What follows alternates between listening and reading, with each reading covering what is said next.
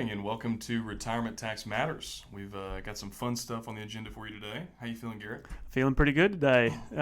Summer's in full swing, so ready to go. It is hot outside. Leather seats are great, but this time of year they are miserable. So. Yeah, I remember I grew up with the cloth seats in our vehicles, and it wasn't until later in life we had a car with leather seats. But yeah, you're right. In fact, the other day I was in the parking lot, and I put down my window to get the dead hot air out, and I put my arm out, and the side of my car metal, it burned my forearm there. So you think I'd learn that being a Tennessean in the middle of summer, but here I am, still learning. All 4 seasons, and we're in the middle of summer. So. Yep.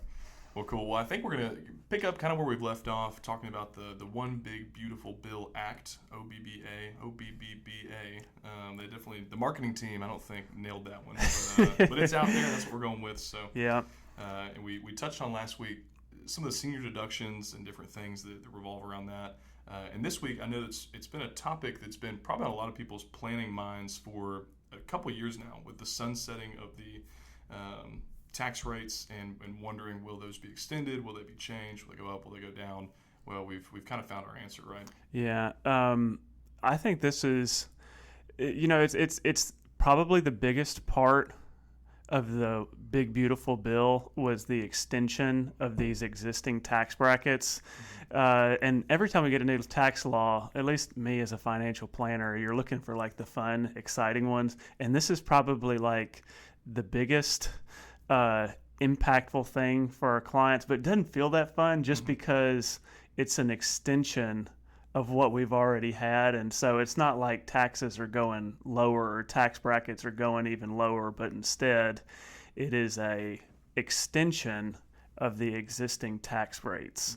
And so I thought what we could talk about this morning was just to provide a refresher of some of the feelings that we had back in 2017 when this tax law was passed that lowered tax brackets.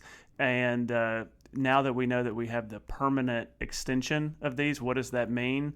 And how does it impact retirees? So what I thought I'd do, I've got a couple things printed off here this morning, and I guess in the future, if we get really good at this, we'll like link these things below the episode. We'll figure that out. But for right now, I'm going to look at this sheet of paper. And in 2016, President Trump was elected, and it wasn't until the following year, one of their big tax legislations that was passed. It was called the Tax Cut Jobs Act of 2017. We called it the TCJA for short. And the prior administration, the Obama administration, the tax rates were higher.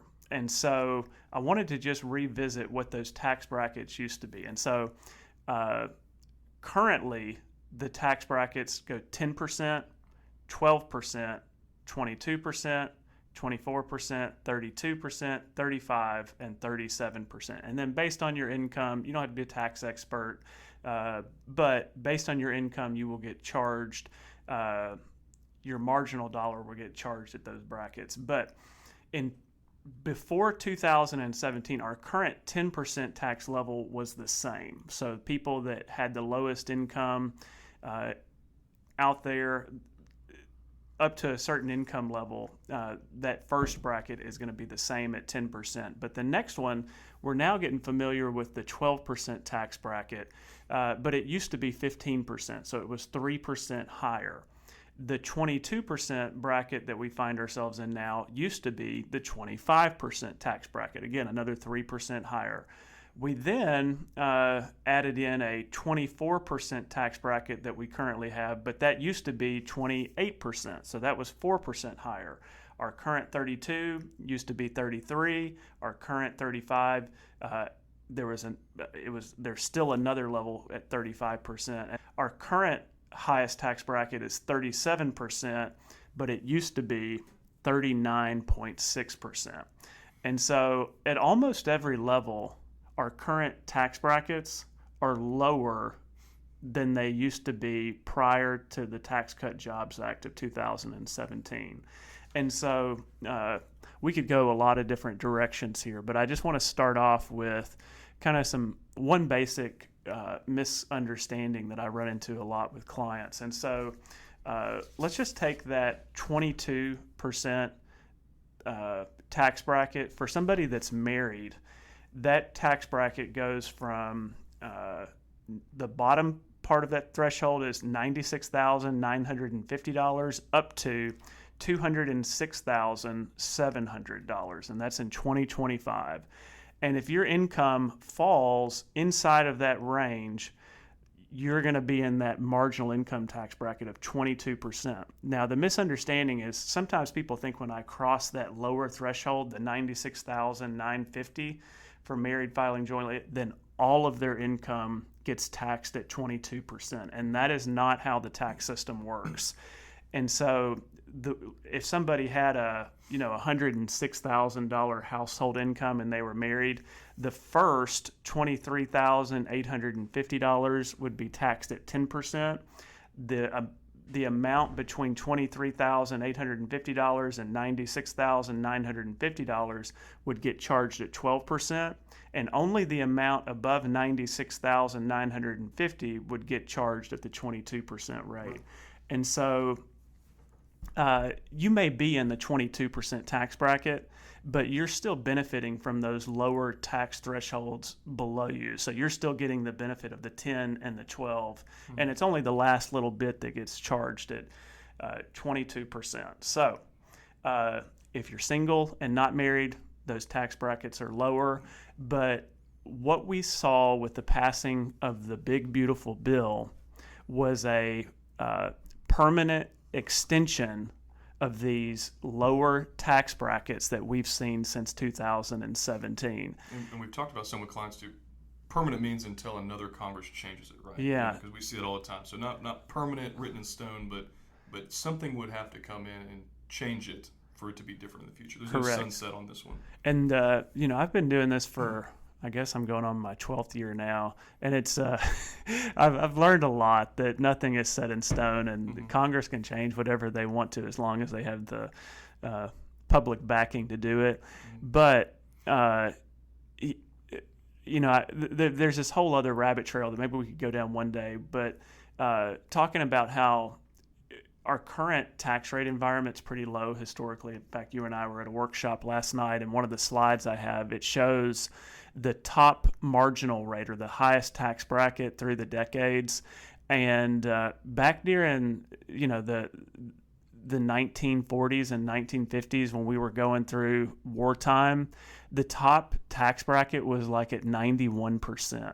And so compared to our current 37%, and compared to the previous couple years that was at 39.6%, 91% is hugely different. And so my chart basically goes through the decades and the years, and it shows that that is a moving target, what the top bracket is. And I like to tell people sometimes that's a little bit misleading just because of the way that tax brackets were calculated. Not there wasn't a huge amount of people paying that 91%, but the point of that slide is that tax brackets are dynamic. They're always changing. Congress is changing, and we'll hit that another day. But I think probably where we should go with this is tax brackets are low. Mm-hmm. The prior Tax Cut and Jobs Act was not permanent. And so what we're seeing is the kind of fruition or the maturity of, in 2017, they did not get the approval of Congress to make those things permanent, so they had them sunsetting or expiring at the end of this year.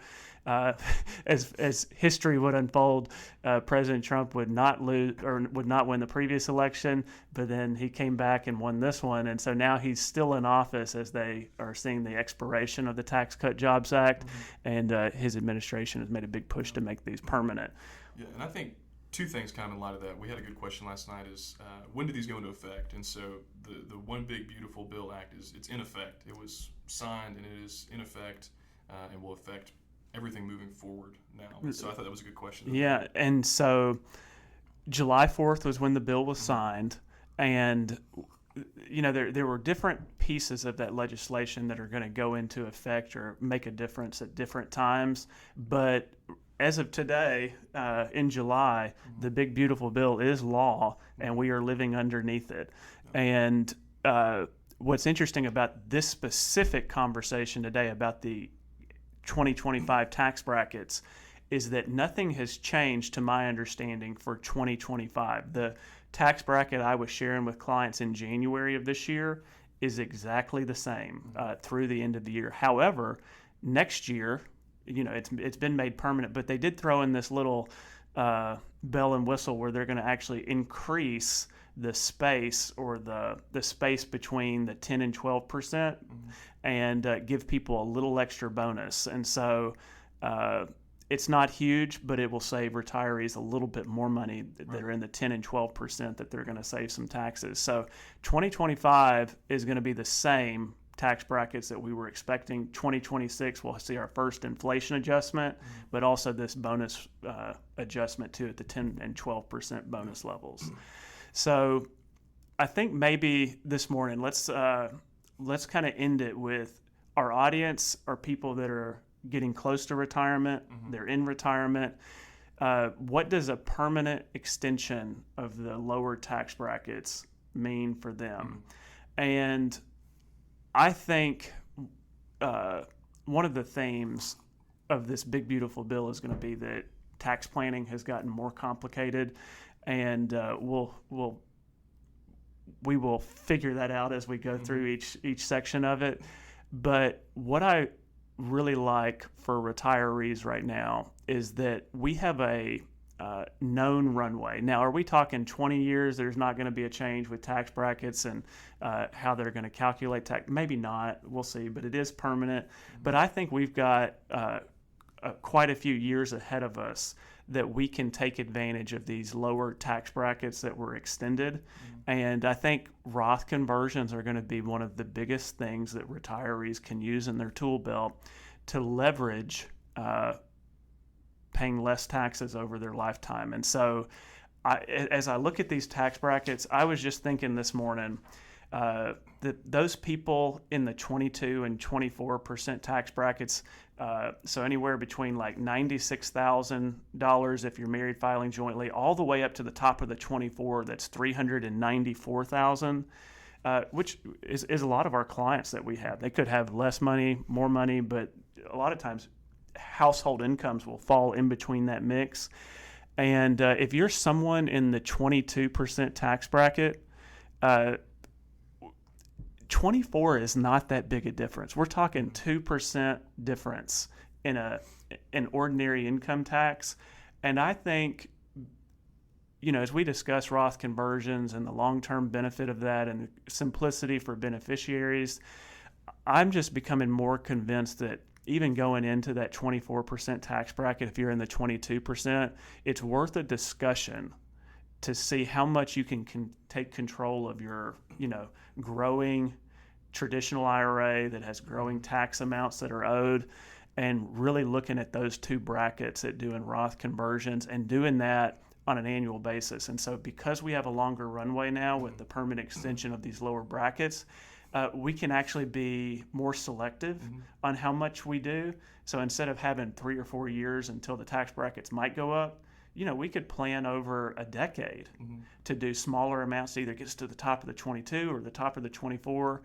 And I just think that's kind of the heart of where the Roth conversion planning would go. But even if you're outside of that, those ranges, I think while taxes are historically low, let's take advantage of that if we can. And I'm glad you hit on that too. That's kind of one of my thoughts was the conversation the last couple of years has been, hey, we need to kind of cram these in before this thing sunsets. But now it's like, hey, we've got a runway. And I think for us it's fun because we can put together a more complex plan or more well thought out plan where it says, hey, over the next 10 years, here's how we can utilize this to serve you well in this lifetime and also serve your beneficiaries well.